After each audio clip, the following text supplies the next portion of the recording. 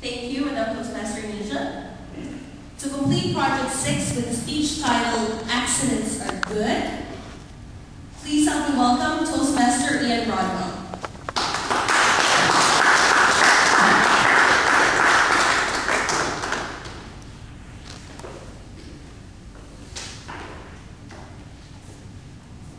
Toastmaster of the day, fellow Toastmasters and guests. Yes, indeed, accidents, as far as I'm concerned, are good.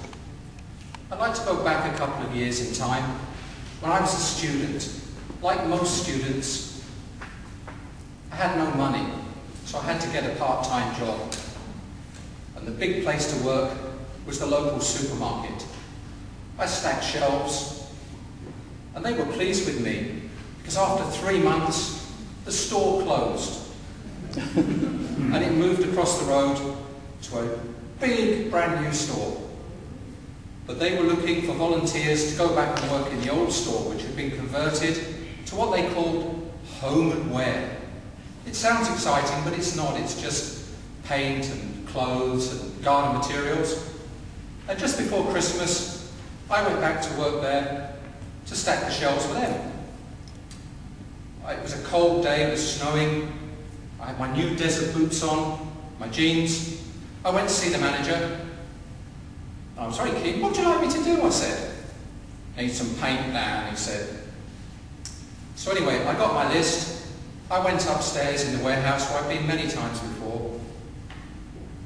And I got my paint, the big tins with the handles on, and I put 20 of them onto the conveyor belt. As I've done many times before with cases of beans or peas or whatever. And I pressed the button, and I walked back across the warehouse. Walking down the stairs, I thought, it's a funny sound. I thought, it's a bit strange. I got down into the store, and somebody turned all the lights off. All the emergency lighting was on.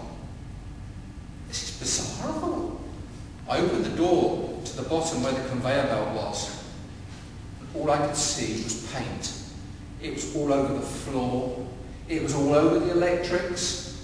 It looked very nice. I was speechless. I thought, what have I done? But I heard a voice behind me telling me what I had to do next. Better clear that up, he said.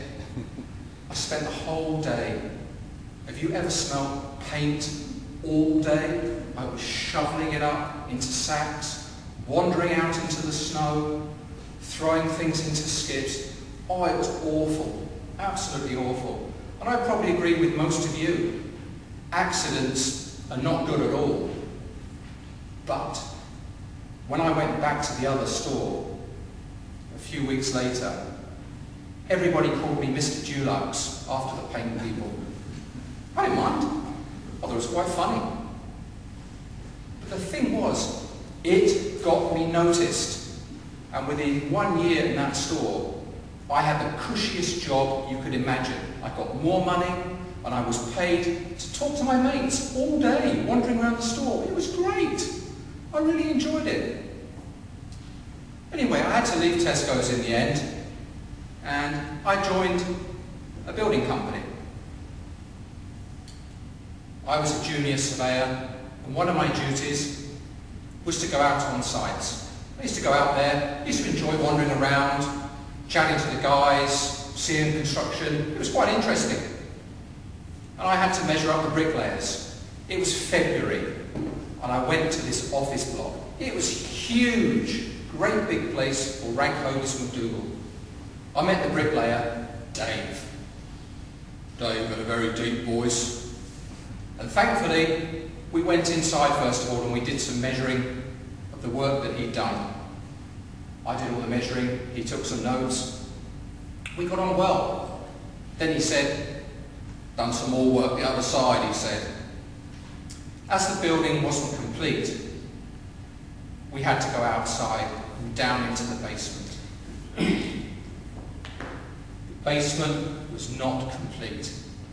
All you could see were columns and rows of bricks where the car parking spaces were going to be. And there was a sea of water with little bits of ice floating around here and there, really dirty, horrible water. Dave, he's a bit of a fool really, he only had Dr. Martin boots on. And to get across all of this area of water, he had to hop and skip from one place to another. I was alright, Mr. Sensible me. I had my Wellington boots on, had a nice warm coat, safety helmet. I could just walk through the water. It wasn't a problem at all. I was just walking along while watching him hop from place to place. Then I found there was another fool on that side, the one who left the manhole cover off. I walked straight in. Water up to here, February, freezing cold, absolutely freezing. The best I could do, empty my wellies out, get in the car, drive home and dry out. Once again, I had an accident in an important job that I just started. However, once again, I found this to be a good experience. Before the accident, all of the directors would just, hello, all right, like this. Now they knew who I was. Hi Ian, how are you doing? And it was great. I got promoted, I got different jobs to do, I got a real good deal at that company. I believe if I hadn't have fallen down that manhole, I wouldn't have progressed anywhere near as quickly. So believe me, if you see in life, you see the accidents on the television, which we all hate to see, the aircraft that crash, the bridges that collapse, the gas explosions. It's through accidents that we learn and we progress.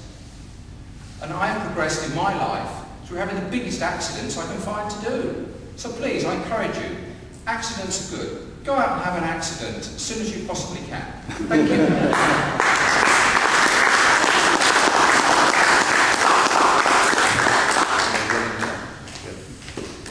Thank you very much, Toastmaster and Rodwell, for a very enjoyable speech about how accidents are good. That's very odd. I hope I don't get into an accident anytime soon, unless it's good. But let's give 30 seconds for read and feedback.